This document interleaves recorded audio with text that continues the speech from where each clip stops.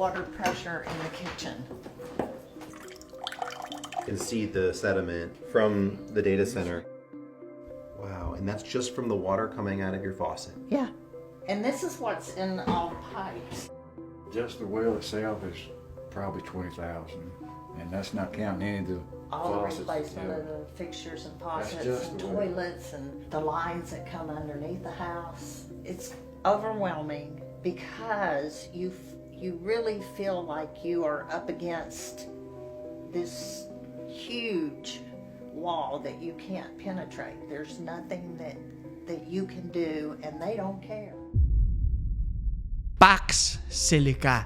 Paikot-ikot at paulit-ulit na po itong pinag-uusapan nitong mga nakaraang araw. Honestly, medyo bago lang din siya sa akin, no? Despite ilang months na rin talaga siyang tumatakbo itong kwentong to. No? Pero napag-alaman ko na ilang buwan na pala itong laman ng talakayan, hindi lang sa Pilipinas, kung hindi sa buong mundo.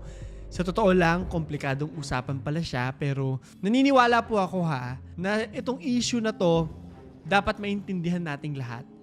And with that being said, susubukan ko pong pasimplehin kung ano ba itong Pax Silica na ito at bakit gano'n na lang yung bugso ng damdamin ng mga taong hindi pabor. Gayon din, no, yung mga pabor dito. Disclaimer lang na wala akong intensyon na baguhin ang inyong mga opinyong politikal sa usaping ito, pero naniniwala ako na may sarili kayong kaalaman at kaisipan para iproseso ang lahat ng sasabihin ko sa inyo ngayong gabi. Hindi ako magsasabi sa inyo kung anong tama at mali, kung anong dapat at hindi dapat. Pero katulad ko at sa mga nalaman ko sa pagre-research ng paksang ito, ay sana makapag-formulate kayo ng sarili ninyong damdamin at opinion tungkol dito. I just think that this is the perfect time to be involved. Ito ang pag-uusapan natin ngayon Ano ba yung Pax Silica? Ano yung kinalaman ng Pilipinas sa Pax Silica? At ano yung mga sinasabing concerns or kontrobersiya dito sa inisyatibong ito? Sa unahin po muna natin ang pinaka-importante sa lahat. Ano ba ang Pax Silica? The simplest definition po, no, is ang Pax Silica ay isang US-led na international initiative at meron po itong focus sa pagsisecure ng supply chain para sa mga advanced technologies katulad na lang ng semiconductors and isa sa mga pinaka-buzzword ngayon is artificial intelligence or AI. Tapos may mga rare earth elements. Isa yan sa mga masisilip po natin mamaya kasi marami tayong ganyang yaman. Ang tanging goal lang nito para mabawasan yung reliance sa China, no? At kumbaga para ma-counter yung dominance nila sa mga fields na ito. So ito, so far, yung mga signatories. Hindi na po natin sila isa-isahin, pero kung makikita nyo, napakalaking mga bansa po nito. UK, US, European Union, Japan at marami pang iba, pero may mga special mentions po tayo kagaya na lang ng Israel, Taiwan, at syempre Pilipinas. I think alam nyo na kung bakit ko ini-special mention yung mga yan. May nakita akong importanteng thoughts po tungkol dito. Sabi nila, ang AI raw ang widely recognized as the foundation of the Fourth Industrial Revolution or 4IR. Hindi biro yung ganyang pagsasabi, no? Kung ang langis at kuryente raw ang nag-transform sa physical labor at mass manufacturing, AI naman daw ang nag-automate ng mga complex cognitive tasks at data analysis, which I think alam naman natin importante lahat ngayon, di ba? Kadalasan, makikita mo sa mga usapin na sinasabing ito is rapidly reshaping industry. Mabilisang hinuhubog ang mga industriya mula daw sa healthcare. Ay nako, kung makikita nyo lang, drug discovery hanggang sa logistics at manufacturing. Ang dami na talagang ngayon, automated na talaga. At kung nakikinig kayo sa mga history classes po ninyo, no, kapag merong kapangyarihan, may paunahan sa kapangyarihan. Mayroong conflict ang bawat mga bansa. And that, kung sa explanation ko po in its most basic sense, is why Pax Silica exists. At least to my own understanding. Sabi rin kasi talaga nila na sa sobrang bilis ng pag-advance ng AI, talagang hindi ka dapat magpahuli. Ayun ay sabi nila, no? Although nag-agree ako na napakabilis po talaga, even the way we all live our lives now, talagang nag-AI na ang lahat. So hindi mo maiiwasan na iti-take advantage ito ng mga malalaking kapangyarihan. The Philippine signing. Kung makikita nyo po yung mga articles nito online, even yung Wikipedia page ng Pax Silica po, no, yung Pilipinas ang may pinakamahabang entry dun sa controversy part sa usaping ito. And I do believe na dapat lang pag-usapan yung mga kontrobersiya na yan, no? So magbabacktrack lamang po tayo ng kaunti para mas maintindihan natin paano nga ba tayo napasok dito. December 11, 2025, 7 months ago, yung US Department of State nag-announce po ng inaugural na Pax Silica Summit. Nagsama-sama yung mga bansa at nagplano na rin po sila ng signing ng Pax Silica Declaration. Ang description po nila dito the department's flagship effort on AI and supply chain security, which is nabanggit ko na sa inyo kanina. Yung initial na summit po naganap sa Washington, D.C. noong December 12, 2025. At ang mga naunang pumirma po dito ay ang mga sumusunod: Australia, Israel, Japan, South Korea, Singapore, United Kingdom, and of course yung US. Heavy hitters, sabi nga nila, di ba? Marami pang umattend pero hindi lahat pumirma. And so far, yung mga pinakita ko sa inyo, yung mga pumirma na, which I think siguro madadagdagan pa. I'm just not sure. So isa po sa mga hindi pumirma kaagad ay ang Pilipinas. Until eto na. April 17, 2026, lumabas sa mga balita, sabi sa isang article, PH joins US-led Pax Silica. So, hindi ko po alam kung makokontrol pa natin to o hindi, no? Plan for Industrial Hub in Luzon unveiled. Ayun na, yung industrial hub na yan ngayon ang magiging laman ng samut-saring kontrobersiya. At sure ako sa mga newsfeed ninyo, nakikita nyo na maraming nagrereklamo dito. Pax Silica controversy. Ito po yung isa sa mga napakaraming posts tungkol dito, no? Matagal ng panahon na pahirapan makapagpatubig ng ekta-ektaryang palayan sa Central Luzon.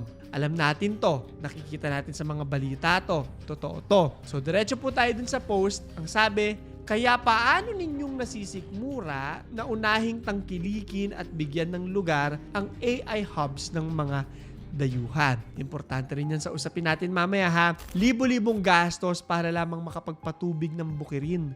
Mababang presyo ng palay. Maghapong bilad sa tirik ng araw. Madalas, luge at abandonado. Bayad utang, halos walang kinikita. Agrikultura ang isa sa haligi ng ekonomiya ng Pilipinas. Kaya, bakit paulit-ulit yung pinapatay ang mga magsasaka? Kapag tuyot na ang lahat ng palayan, hindi nyo mangunguya ang pera. I think yun talaga yung conflict dito, no? Moving forward sa story natin mamaya, it's ano ba yung makikita natin, kikitain natin pera dito versus ano yung mawawala sa atin. Naniniwala ko, both are true. May gain, pero may ano din, may mawawala din talaga. Anyway, powerful, kasi totoo, magbabayad po ang kalikasan dito. Pero sabi ko sa inyo, kayo yung mag-iisip kung ano yung tingin yung tama at mali. Kasi gawang nabanggit ko po yung AI hubs. Siyempre, sisilipin rin natin yung positibo. Ano ba yung effect sa atin nito? Two sides of the same coin. Ika nga, tama ba yung pagkakasabi ko, no? Parang yin and yang. So, going back doon sa controversies ng Pax Silica, ang daming mga kinikriticize, hindi lang yung AI hubs kundi yung Pax Silica mismo.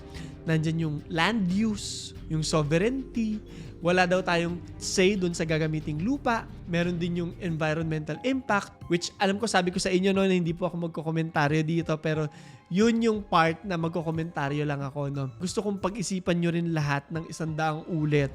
Yung impact sa kalikasan, worth it ba lahat ng kikitaing pera para sa impact ng kalikasan? Yun at yun lang. Namamatay na po talaga, literal na namamatay na tayo no? Pag binabaha tayo, binabagyo tayo, tapos dadagdagan na naman natin yung pagsisira sa kalikasan.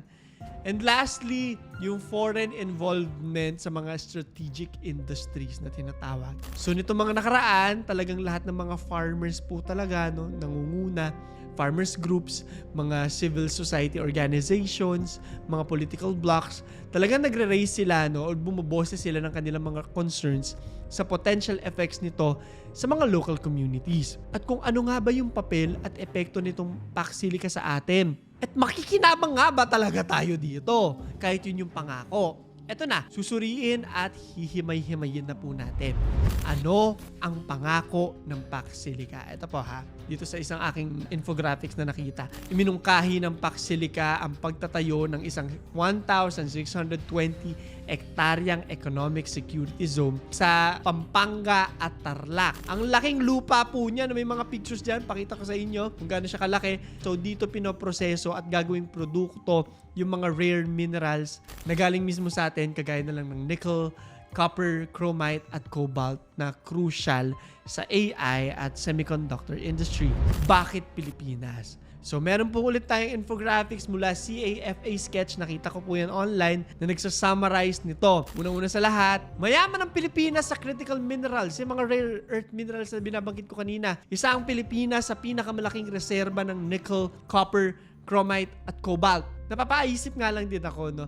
Bakit kaya hindi lang tayo mismo yung gumamit ng mga yan? No? Bakit hindi na lang tayo mag-process at gumawa ng sarili natin mga produkto dito? I know it's easier said than done, no? Pero bakit pinabimigay or binibenta natin kung pwede naman natin gamitin yung sarili nating yaman? Hindi ko po alam, ha? Pero kung may makakapagbigay sa inyo ng sagot, willing naman po ako makinig. I-comment nyo sa ilalim. Pangalawa, yung location. Matatagpuan ng Pilipinas sa Indo-Pacific na isang mahalagang ruta ng kalakalan at logistics na nag-uugnay sa Asia at iba pang mga bahagi ng mundo. Sa internet po, madalas kong makikita yung importansya ng Pilipinas geopolitically. Ang dami mga YouTube videos niyan from respected news outlets and personalities na nagdi-discuss niyang specific na topic na yan. Medyo komplikado nga lang po siya at hindi na natin siya didikdikin, no? I don't think may explain ko rin sa inyo ng maayos yan. Pero I think yun yung isa sa mga pinakamalalaking factors din. Pangatlo, may skilled workforce. Ito yung nakikita ko sa mga nagde-defend naman po ng Pax Silica. Kasi dadami raw yung trabaho. Naniniwala naman ako na may epekto talaga to, no? Trabaho sa atin, no? Meron din kasi tayong tinatawag na bata, no? At technical na manggagawa. May karanasan din tayo sa electronics at semiconductor manufacturing. Isa rin po sa mga iniikutan ng usaping ito. Pang-apat, bahagi ng Luzon Economic Corridor. Napili rin ang Pilipinas dahil sa Luzon Economic Corridor na may mga infrastruktura, pantalan, paliparan, Clark Air Base at industrial zones na angkop sa malakihang manufacturing at logistics. Sinearch ko yung Luzon Economic Corridor, no? So sabi, the Luzon Economic Corridor is a strategic trilateral initiative led by the Philippines, the United States, and Japan to accelerate infrastructure development and supply chain resilience in the country's main island. So itong corridor daw connects Subic Bay, Clark, Manila, and Batangas through integrated investments in rail networks, port modernization, clean energy, and advanced manufacturing. The corridor is designed to drive the region's economic growth and foster a highly interconnected economic hub. So, business. Panglima, ito I think obvious naman, no? Malapit na kaalyado ng Pilipinas ang United States. Given our history, sabi ng US Department of State na nakikita nila ang Pilipinas bilang isang mapapagkatiwalaang partner sa pagpapalakas ng AI at semiconductor supply chain. So ito na po, magsa-circle back tayo doon sa mga spesipikong mga issues na nabanggit ko kanina at babalikan natin yung mga infographics mula doon sa CAFA Sketch. Nakakakilabot ang ginamit nilang salita, ang kapalit may balik. Diba? Sabi niya na bagamat inaasahang magdadala ang Pax Silica ng job opportunities, foreign investments, at technological advancement, may mga panganib ding hindi dapat baliwalain. Alam niyo, nakikita ko yan. Diyos ko, ang daming nagpo-prove na nakakasira talaga ng kalikasan itong pagtatayo ng mga AI hub center. I think, kung gusto nyo, gawa na lang din kayo ng sarili nyong research. Pero ang dami nakakalungkot. Unang-una sa lahat, hindi dapat ipagpalit ang ating likas na yaman, sabi nila. Mga Sierra Madre, di ba? Sinisira, mga taniman, sakahan, lubog na po tayong lahat sa baha. Tapos mababawasan na naman yung mga magagamit natin parte ng kalikasan. Itong 1,620 na economic security zone, syempre maaari rin makaapekto sa mga lupa na pinagmumulan ng kabuhayan at sakahan ng maraming Pilipino. So ano po yung mangyayari sa kanila, yung mga maaalis dyan? Hindi ko po alam. Sa ngayon, wala akong detalye dyan. Pangalawa, kulang sa transparency.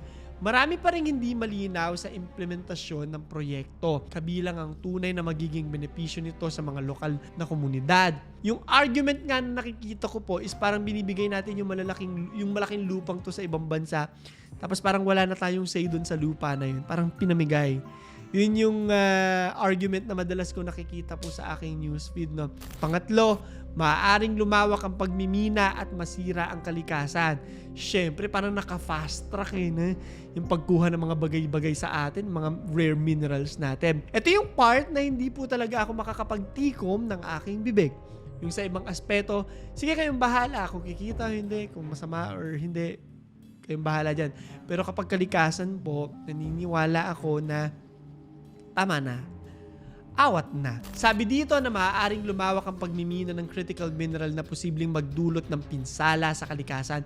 Alam na natin yan, hindi na kailangan maging henyo para malaman yan eh. Hindi lang sa kalikasan, no, sa biodiversity at saka yung mga lupang ninuno. So paano ba? Parang magiging baka na ginagatasan hanggang sa maubos ang Pilipinas. Parang ganun. If that makes any sense. Pang-apat, walang garantiyang mga Pilipino ang pangunahing manginginabang. Kahit na andun yung promise na puro Pilipino magtatrabaho, wala pa rin eksaktong benefits na masasabi kung sa Pilipinas at sa Pilipino ba ang pangunahing manginginabang dito. Which is dapat, no? Kasi bansa natin yan, lupa natin yan eh. At hindi yung mga dayuhan na kumpanya. Gets nyo? Panglima, hindi dapat isugal ang kinabukasan ng Pilipinas. Ayon nga dito kay CAFA Sketch, mayaman ng Pilipinas sa likas na yaman, ngunit hindi ito walang hanggan. Finite yung word. Ubusin natin yung yaman natin para sa iba. Ang tunay na pag-unlad ay dapat pinangangalagaan ng kalikasan at kapakanan ng susunod na henerasyon. I only fear for the next generations to come. Hindi ko alam kung paano ko pa po masusundan yung sinabi ni CAFA Sketch. Dangers of AI hubs. Merong isang report mula sa United Nations University Institute for Water, Environment, and Health na may titulo na The Environmental Cost of AI's Energy Use. Carbon, water, and land footprints. Sinisilip nito yung ecological footprint ng mga AI data center na nag-i-store, process, at transmit ng data. At sinasabi nila na nagdedemand ng mga ito ng enormous steady electricity to run 24/7 walang hintuan and huge amounts of water to cool the heat. Maraming mga nagkiklaim na pag nilagay daw yan ay tataas daw yung kuryente natin. Hindi ko mapoprove yan pa, no? Nakikita ko lang na argument ng napakaraming mga tao. Pero online, nagbabasa-basa ako, may mga article sa ibang bansa na meron ng mga bansa na tumataas yung kuryente nila at tubig nila. Tayo, hirap na tayo. Alam nyo na po nangyayari sa Meralco. So, I think it's something to consider. Sabi sa report na ito, no, na by 2030 daw, ang isang data center na nagpapower ng AI ay mangangailangan ng 645 terawatt hours of electricity. Na triple po na pinagsama-samang annual, isang taon, na paggamit ng pinagsama-samang kuryente ng Pakistan, Bangladesh at Nigeria. Ganun siya kalawak. Ito raw mga to, nagdedemand ng tubig na kinangailangan ng 1.3 billion katao sa Sub-Saharan Africa. Ganun karaming tubig by comparison lang. At ang land footprint down lalagpas ng 14,500 square kilometers na halos doble ng Jakarta metropolitan area. Ang lawak po ng kakainin ng mga AI data centers.